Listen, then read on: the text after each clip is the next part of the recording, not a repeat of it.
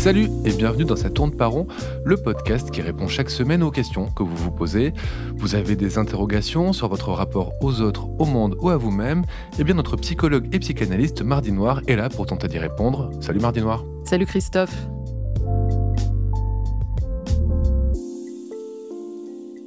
Mardi Noir, Amy nous a écrit. Amy pense être dépressive depuis fort longtemps et pourtant elle dit ne pas se résoudre à prendre des médicaments sauf de manière très ponctuelle car la chimie l'inquiète comme le montre la question qu'elle vous pose. Et cette question c'est, est-ce qu'on est toujours soi-même quand on prend des antidépresseurs et qu'est-ce que ça veut dire être soi-même ?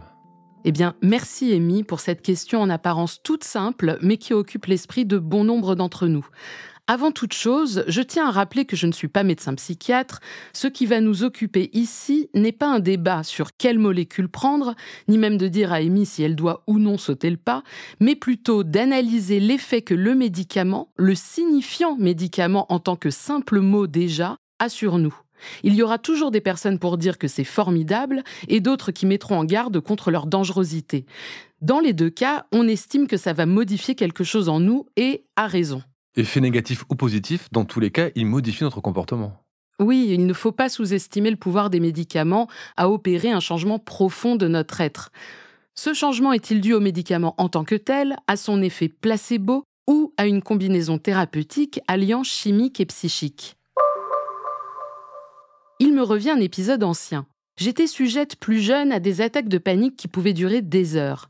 Lors de l'une d'elles, particulièrement intense, j'avais pris les premiers cachetons indiqués, sauf que la crise s'intensifiait. J'avais aussi un médicament plus puissant, une autre molécule, en cas de non-résolution de la crise d'angoisse avec des anxiolytiques classiques. Je l'avais déjà pris par le passé et je savais qu'il était très efficace. Je décide alors d'en avaler un et environ 30 minutes après, le calme était revenu, mon corps et mon esprit avaient enfin le loisir de se reposer un peu. La soirée se déroule sans encombre et je découvre qu'en fait, je n'ai pas pris le bon cachet, que j'avais ingurgité un anti-inflammatoire qui avait la même taille et la même forme que le médoc de secours, celui censé être super puissant. Et évidemment, je vous le donne en mille, je n'ai pu retenir un pic d'angoisse face à ce constat. Choisis la pilule bleue et tout s'arrête.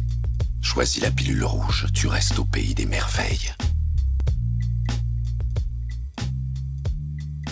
J'aimerais vous donner un autre exemple. Une autre fois, pendant un épisode dépressif douloureux, un psychiatre m'avait fait une ordonnance d'antidépresseurs. J'étais terrifiée par ce qu'Amy décrit. Cette idée de ne plus être soi-même, tout en sachant pertinemment qu'être soi-même à proprement parler ne signifie pas grand-chose de tangible. C'est vrai, vous nous avez déjà dit que Freud expliquait que le moi n'était pas maître en sa demeure, bref, qu'il y a plusieurs nous en nous. Oui, sauf que je ne pouvais m'empêcher de conférer un pouvoir immense à cette petite gélule de rien du tout, comme si elle allait me métamorphoser et m'altérer. Mais en fait, j'allais tellement mal que je me suis résolue à prendre cet antidépresseur et j'ai avalé le premier cachet. Et là, une extrême tension s'installe dans mon corps de façon quasi instantanée.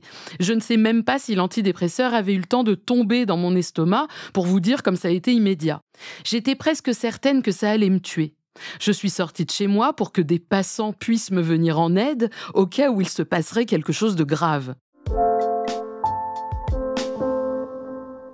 Puis, en fait, il n'est rien arrivé. Enfin si, ça a été de mieux en mieux, semaine après semaine. Et je me demande s'il n'y a pas une crainte sous-jacente de se hasarder à la fois vers l'allègement des souffrances et de découvrir dans le même temps que les antidépresseurs ne sont pas miraculeux, qu'ils ne peuvent pas tout. Et vous pensez que c'est ce qui pourrait freiner Amy, la peur d'être déçue, de ne pas pouvoir être guérie grâce aux médicaments ? Eh bien, nous sommes tous différents et il faudrait qu'Amy puisse se pencher sur la façon dont elle vit cet état dépressif. Dans mon cas, il était fortement adjoint à des comportements de mise en danger émotionnel, comme si je ne pouvais m'empêcher d'aller vers des événements sombres, douloureux. Je trouvais dans ce mal-être une sorte d'équilibre et un point d'ancrage jusqu'au jour où j'en ai eu assez. Véritablement. Il n'y avait plus de bénéfice à vivre dans les ténèbres. Malgré tout, je savais ce que je voulais quitter, mais je ne savais pas ce que j'allais trouver en abandonnant cette façon de jouir de la vie. Et finalement, c'est peut-être là que se loge le questionnement de Amy, qui se demande « vais-je encore être moi-même ?» Effectivement, et je le traduirais plutôt par cette formule « comment vais-je réussir à jouir de nouveau ?» Dans le sens, comment supporter le vertige de l'inconnu et du mieux-être ? Le désespoir, ça leste au sol, ça a du poids. Le plaisir et le bien-être portent en eux cette légèreté, il faut le souligner, limite angoissante.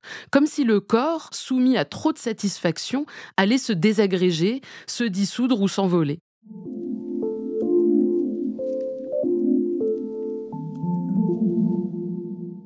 Certains antidépresseurs, c'est vrai, lissent un peu les affects. Dans un premier temps, qui dure plus ou moins, on est moins triste et moins heureux. La libido s'amenuise. Puis ça revient. La tristesse, le bonheur, les orgasmes aussi, mais sous une autre forme, pas celle d'avant, pas celle qui nous mettait autant à plat. Les émotions s'émoussent, le temps de laisser derrière soi ce qui justifiait notre vie jusqu'ici. Ça soulage, ça permet de réfléchir en étant moins parasité par les pleurs et l'épuisement. Mais les envies finissent par revenir quand même. Oui, assez souvent l'envie revient, pas toujours, mais bon. Les prises de risque aussi d'ailleurs peuvent revenir, même la déprime parfois. On ne change pas un tempérament. Seulement, ça dure moins longtemps. On trouve plus rapidement des solutions, l'état est moins figé. Ce ne sont pas les médicaments qui font tout ce travail, ce sont les personnes, le plus souvent en thérapie ou en analyse, et certaines d'entre elles ont besoin en plus de cette aide chimique pour réenclencher le désir. Il n'y a rien de magique là-dedans, juste quelques molécules et beaucoup de travail. Alors ma seule recommandation sera la suivante. Il faut être prêt à supporter tout ça. Sinon, malheureusement, les antidépresseurs ne serviront pas à grand-chose. Oui, finalement, ce que vous nous expliquez, c'est que les antidépresseurs, c'est un peu comme un Doliprane, ça soulage le symptôme, mais ça ne le guérit pas forcément. Exactement. Merci, Mardi Noir, et à la semaine prochaine pour un nouvel épisode de Ça tourne par rond. Ça tourne par rond est un podcast de Mardi Noir produit par Slate Podcast. Direction éditoriale, Christophe Caron. Production éditoriale, Christophe Caron et Nina Pareja. Prise de son, Nina Pareja. Montage et réalisation, Aurélie Rodriguez. La musique est signée Sable Blanc.